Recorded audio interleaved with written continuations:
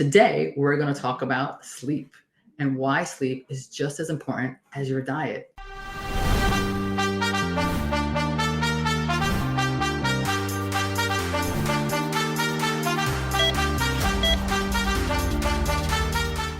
know, it's crazy, right? So every week I talk to you guys about the standard American diet, and I talk to you guys about we have to get rid of the standard American diet, we have to eat the rainbow, and I'm probably going to talk about that again next week. Don't worry, in case you miss it. But it's just as important that we get our sleep right. So here's the thing. Even if you're walking around and your diet's on point and everything is wonderful, if you don't sleep enough, guess what? You're not going to have your health on point. So sleep is just as important as diet. The way food is medicine, I want you to start thinking of sleep as medicine. And just like we don't do our diets very well in America, it turns out we don't sleep very well in this country either. So 70 million Americans report difficulty with sleep. We have a sleep crisis on our hands. And sleep is really affecting and degrading our health, and it causes chronic diseases. And I'm going to talk all about that. So today, I'm going to scare you into sleeping. Why is sleep so important? Let's talk about it. So I'm going to tell you what sleep affects, and more specifically, what happens when we don't sleep enough. So the first thing is brain function. Even one night of sleep deprivation will affect your brain function. They did a study on people who are gambling to see what happens as they become sleep deprived. And it turns out the more sleep deprived you are, even in the course of one night, the riskier decisions that the gamblers made. So they were betting more and making more risky decisions with one night of sleep deprivation. Now, casino owners know this, which is why there's no windows around the casino, so that you don't know if it's day or night, and you don't notice the passage of time, because they know that if they keep you sleep deprived, you're going to make riskier and riskier decisions. Now imagine what that means in your life, that if you're sleep deprived, you're not going to make the sharpest decisions the next day.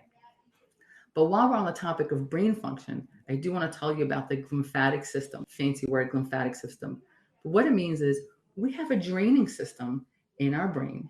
And what it does is it's supposed to take all the waste from the day and kind of drain it out into our lymph system. That only happens when we sleep.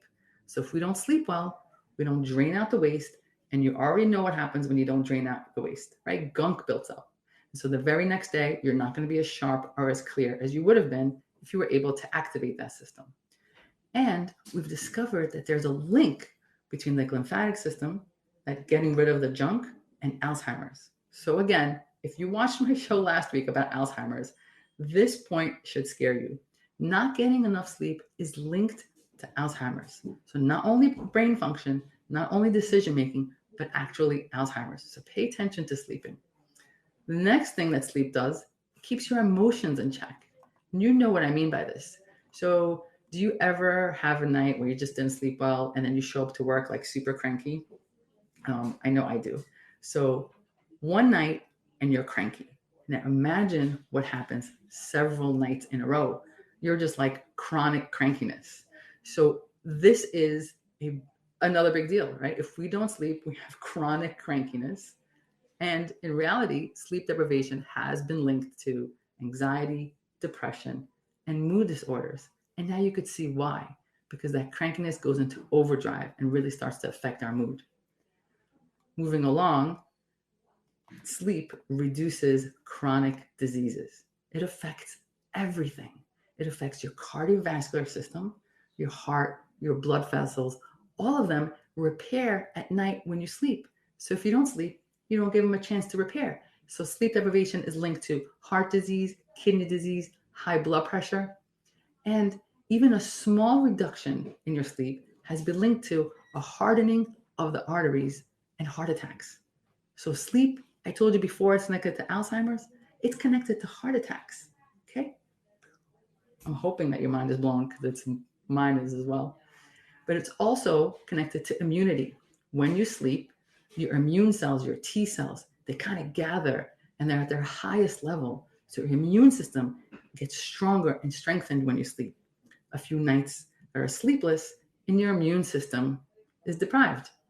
So, if you had like a few days, you went on vacation or you stayed out a few nights in a row, and then that third and the fourth day you come down with a cold, that's not a coincidence. It's because you didn't let your immune system recover and recuperate at night with sleeping. So it affects immunity.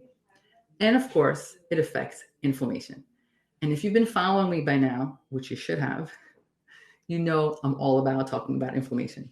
And if this is your first live that you're listening to, I want you to go back and listen to my talk on inflammation. So, chronic sleep deprivation is going to cause chronic inflammation, which you should know by now. As I said, if you don't, you should watch my shows. Inflammation leads to disease. So, once again, we have lack of sleep connecting us to disease. And if I didn't convince you that you need to sleep because of your brain function, keeping your emotions in check, and chronic disease, this last point should convince you, which is it keeps your weight in check. So if you want to look cute in that bikini, you need to get your sleep. But all kidding aside, let me tell you why that is. There are some hormones in charge of hunger and fullness. So ghrelin is in charge of being hungry, and leptin is in charge of feeling full. Guess what happens when you don't sleep?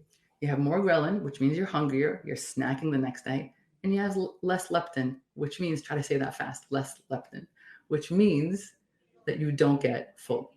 So the next day, not only are you cranky, but you're extra snacking. And sleep deprivation also affects your insulin and your glucose levels. So once again, can link you to diabetes. Lots of fun, this lack of sleep. All right, hopefully I convinced you by now that sleep is important. So the next question I usually get asked is, how many hours is enough? How do I know if I have enough?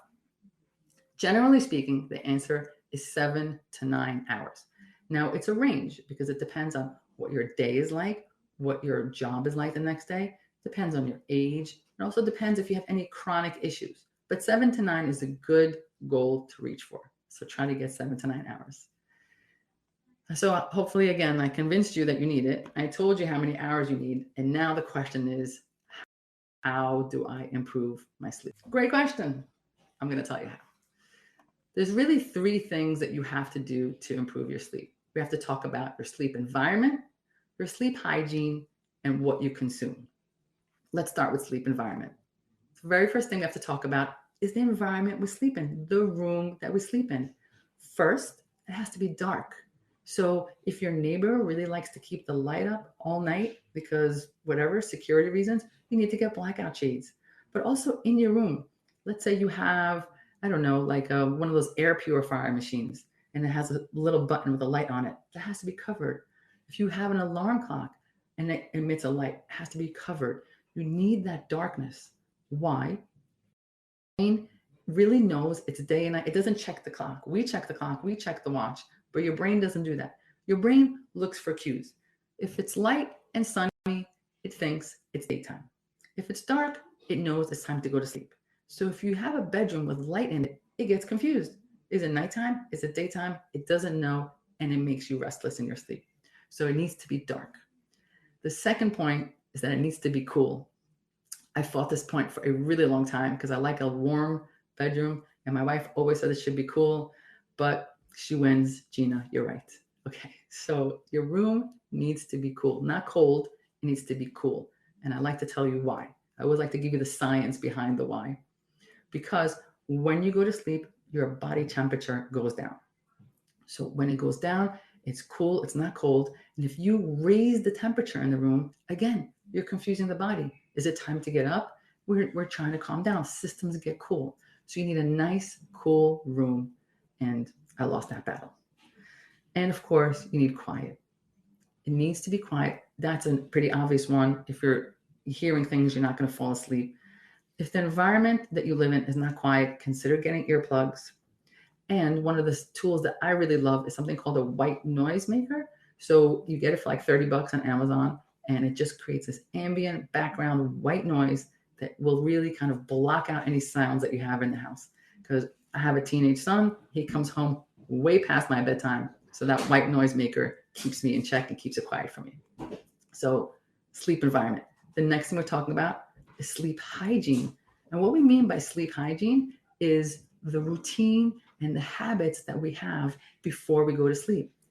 Now, any parent knows this, that if you have a kid that you're trying to get to bed and somebody comes over and starts to playing and tickling them and making them laugh and jump on the couch, they're not going to sleep. Why? Because they're not habits that get them calm. They're habits that get them riled up. It's the same thing for us. We have to have habits that tell our brain it's time to sleep. And we have to start that around 30 to 60 minutes before it's time to sleep. So we need a consistent sleep schedule. Again, we know that for our kids. Don't forget to apply it to yourself. You need to have more or less the same time to go to sleep, more or less the same time to wake up, so that your body knows it's nighttime.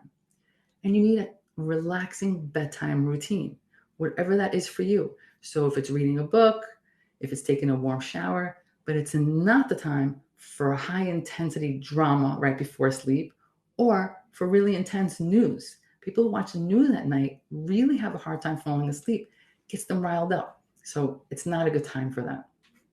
Of course, I'm going to talk to you about electronics. I'm sorry, but it's back to that light thing. When we have a screen and that screen emits a light, that light is telling our brain that it's daytime. You're trying to go to sleep, you're relaxing, you put that blue light in front of your face. Guess what? Your brain is thinking it's time to wake up. So it is very sleep disruptive. And of course, the apps themselves are also sleep disruptive because they're designed to get you involved. So maybe something makes you laugh, maybe something makes you say, oh, and maybe something gets you irritated. Either way, these are emotions that keep you up. So that's not something that we want. And the notifications, the buzzing, the lights that go off from our phone, they are disruptive to our sleep. So we need to let go of the electronics at bedtime. I'm sorry, but that's the reality. Which brings me to the next point, which is what you consume. What you eat during the day, it will affect you at night. People forget this all the time. They're like, I don't understand. It's 9 o'clock, it's 10 o'clock, whatever your bedtime is, and I just can't fall asleep. But they forgot that they had 4 shots of espresso at 3 o'clock. What we do in the day affects our night. So if sleep is a priority for you, I need you to start thinking about it from lunchtime. What am I doing from lunchtime on that's going to affect my sleep later? So caffeine intake, right? As I mentioned, you're having those 4 shots of espresso at 2 p.m. because you need to get through, your afternoon dragging. By the way, the reason you're dragging is adrenal fatigue, and you should check out my video on adrenal fatigue. But nonetheless, if you have that espresso shot, it will still stay in your system up to 12 hours and can really affect your sleep. So caffeine after 12, if you have difficulty sleeping, let me say that again. If you have difficulty sleeping, you should not be having caffeine after 12. And while we're on the topic of stimulants, not just caffeine, but sugars, chocolate, and certain medications. If you're taking a decongestant, because it's allergy season, guess what? That will affect you at night also. So don't have that. Next is your last meal before bed. So your last meal before bed is going to affect your sleep intensely.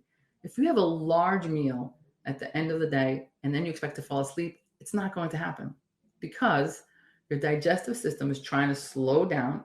It's trying to calm. When we sleep, the digestive system slows down because we don't need to digest when we sleep. But now you just gave it a big project. You gave it a big meal that it has to digest. So it takes longer to digest and it makes it more difficult to fall asleep.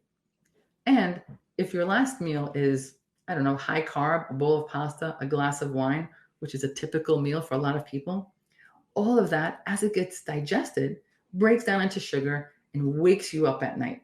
So that last meal is going to affect your entire sleep. So think about it. Your last meal should be about 3 to 4 hours before you go to sleep. And if you're hungry before bedtime, have a light snack, something that your body doesn't need to work hard at digesting. Your fluid intake, this is an easy one. You shouldn't drink a lot before bedtime, okay? So if you watch my video on water and you're like, oh man, I really need to get my water in, don't do it at 8 p.m. 8 p.m. is not the time to get hydrated for the day. It's not the time to catch up on your drinking for the day because pretty obvious, I don't need to give you science about it, you're going to be in the bathroom all night. So watch your fluid intake in the afternoon and in the evening. And of course, I mentioned this earlier, alcohol. Alcohol makes you feel sleepy. You might say, if I have a drink, I'm able to fall asleep. That's true. But again, it breaks down into sugar all night and will wake you up. You'll be tossing and turning. You might have heart palpitations. Alcohol and sleep, they don't mix. Make you fall asleep, but it doesn't help you stay asleep. So let's recap. Sleep is as important as diet. If you're out there eating your gluten-free ice and sleeping 2 hours a night, it's not going to work, sis. By the way, gluten-free ice, I sell it on my website. No, I don't. I'm just kidding. But if you're thinking your diet's on point, you're eating gluten-free everything, no dairy, and you're not sleeping enough, you're not going to get to the goals that you want to. You're not going to meet your health goals, okay? So you need to sleep. Sleep is as important as diet. You got it down during the day, you're figuring out your diet, you're eating your food, but you have to work on that second half of that 24-hour cycle, right? That sleeping portion. You have to get it. You have to get it right. So sleep is important. It affects your brain, your mood, your body, your weight. It affects everything. So you have to get it. You just have to get on point. And the way we do that is your sleep environment, right? Cool, dark, quiet. Your sleep hygiene, which is your habits before you go to sleep. And of course, your food and your liquid intake before bedtime.